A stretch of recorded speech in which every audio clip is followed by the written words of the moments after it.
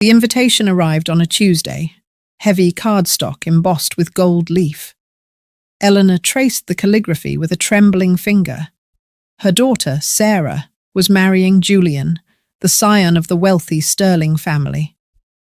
It had been years since Eleanor felt truly part of Sarah's life, ever since Sarah moved to Manhattan and got swept up in the high society whirlwind of the Sterlings. Eleanor, a retired librarian living on a modest pension in a small cottage in Connecticut, felt like a relic from a forgotten era compared to the glittering world her daughter now inhabited. On the day of the wedding, the autumn air was crisp. Eleanor wore her best dress, a soft lavender silk she had saved up for months to buy. It wasn't designer, but it was elegant. Arriving at the Grand Van der Hoeven estate where the ceremony was held, she felt a knot of anxiety tighten. The lawn was a sea of tuxedos and gowns that cost more than her car. She approached the usher, a young man with a clipboard. "Name?" he asked without looking up. "Eleanor Vance.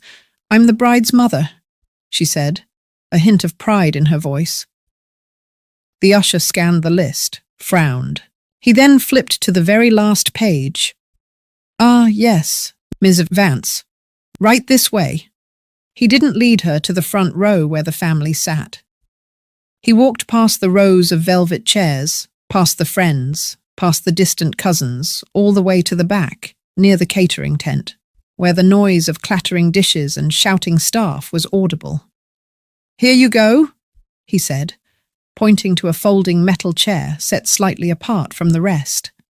Eleanor looked at the front row. Julian's parents sat there, surrounded by empty seats reserved for VIPs.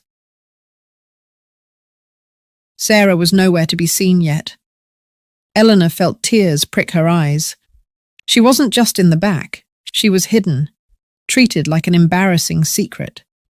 She sat down, smoothing her dress, her heart breaking silently. She remembered braiding Sarah's hair, reading her stories, working 2 jobs to put her through college. Was this what it all amounted to? A folding chair by the kitchen tent? Just as the string quartet began to play, a shadow fell over her. "Is this seat taken?" a deep, familiar voice asked. Eleanor looked up and froze. Standing there, looking dashing in a charcoal suit, was Arthur Pendleton. 30 years ago, Arthur had been the boy who mowed her lawn, the art student she had shared a whirlwind summer romance with before life took them in different directions. She had stayed in their hometown. He had gone to Paris to study architecture. "Arthur!" she breathed. "Ellie?" he smiled, the crinkles around his eyes deepening. "I haven't heard that name in decades." He didn't ask why she was sitting there. He simply unfolded the spare chair next to her and sat down. "I assume the view is better from back here?" "I think I'm supposed to be invisible," Eleanor admitted, her voice cracking. Arthur reached out and took her hand. His grip was warm and steady. "Not to me. You never were." The ceremony began. Sarah looked beautiful, but Eleanor couldn't catch her eye. Julian's mother, Victoria Sterling, kept glancing back, her eyes narrowing when she saw Eleanor. But then, Victoria's gaze shifted to the man beside Eleanor, and her expression changed from disdain to confusion, and then to something resembling panic. Whispers started rippling through the crowd. Heads turned, not at the bride, but at the back row. "Why is everyone staring?" Eleanor whispered. Arthur chuckled softly. "Probably because I haven't been seen in public in 5 years, and certainly not sitting on a metal chair." "Arthur, who are you now?" Eleanor asked, realizing the boy with paint on his hands was gone. "I'm just Arthur," he said, "but the world knows me as A.J. Pendleton. I own the firm that designed this estate, and I own the bank that holds the mortgage on the Sterling family's company." Eleanor gasped. The reception that followed was a blur of tension. When they moved to the ballroom, Eleanor was directed to a table near the swinging kitchen doors. Arthur went with her, ignoring the frantic gestures of the wedding planner trying to seat him at the head table. Halfway through dinner, Victoria Sterling approached them. She was a woman who wore her wealth like armour. But tonight, there was a crack in the… "Mr. Pendleton?" she said, her voice dripping with artificial sweetness, completely ignoring Eleanor. "We are so honoured you could make it. Please, join us at the main table. There must be a mistake with the seating." Arthur didn't stand. He took a sip of his wine and looked at Victoria calmly. "There is no mistake, Mrs. Sterling. I am sitting exactly where I want to be, with the most important woman in the room." Victoria's smile faltered. "But surely you don't want to sit here, beside…" She gestured vaguely at Eleanor. "Beside the mother of the bride?" Arthur finished for her. "The woman who raised the girl your son just married. I find it fascinating, Victoria. I was reviewing the Sterling Industries portfolio yesterday. It seems your lease on the downtown tower is up for renewal next month. My property management team was planning to approve it." Victoria went pale. "Yes, of course. We are counting on it. And yet," Arthur continued, his voice hardening, "I see how you treat family. It makes me wonder if you share our company's values of respect and integrity. Character is revealed not in how we treat kings, but how we treat those we think can do nothing for us." Sarah arrived at the table then, looking flushed and stressed. "Mom, why are you back here? Julian's mom said you requested to sit away from the noise." Eleanor looked at her daughter, realizing Sarah had been lied to. "No, sweetie, I didn't." Arthur stood up then, offering a hand to Eleanor. "Sarah, your mother is a woman of immense grace. Too much grace to cause a scene. But I think it's time we left." "Wait!" Victoria cried out, her composure shattering. "Mr. Pendleton, please. Let's discuss this. Eleanor, please, stay."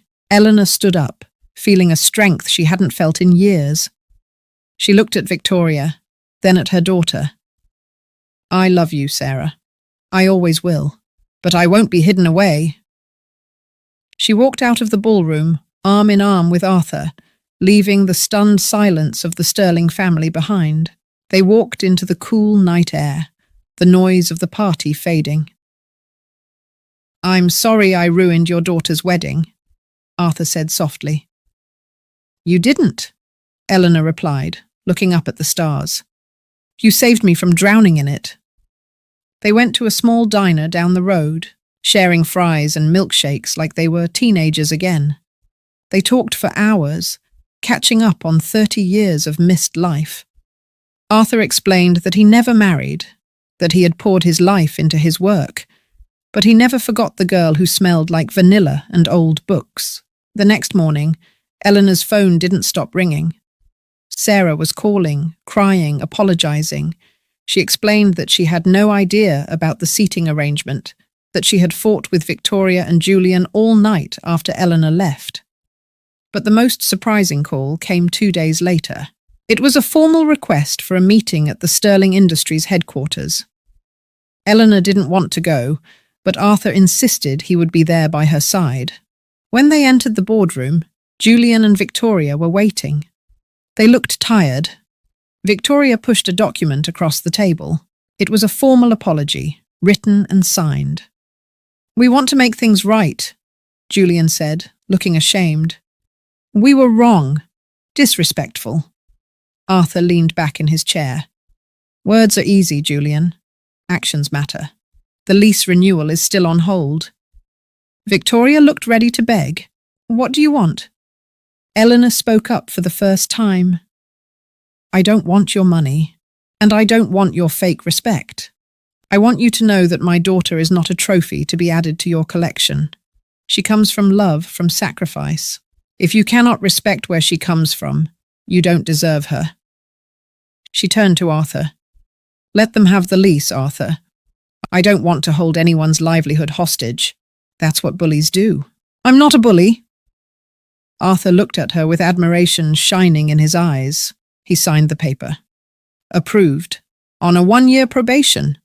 If I hear one word of disrespect towards this woman or her daughter, the deal is void. They left the building. The power dynamic forever shifted. 6 months later, Eleanor sat on the porch of a beautiful villa in Tuscany. The sun was setting over the vineyards, painting the sky in hues of orange and purple. Sarah was there, visiting for the week, looking happier and more relaxed than she had in years. She had started standing up to Victoria, finding her own voice, inspired by her mother's quiet strength. Arthur walked out onto the porch, carrying 2 glasses of wine. He sat beside Eleanor, taking her hand. They didn't need big weddings or society approval.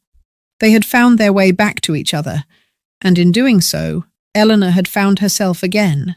She realized she wasn't the woman in the back row anymore. She was the leading lady of her own life.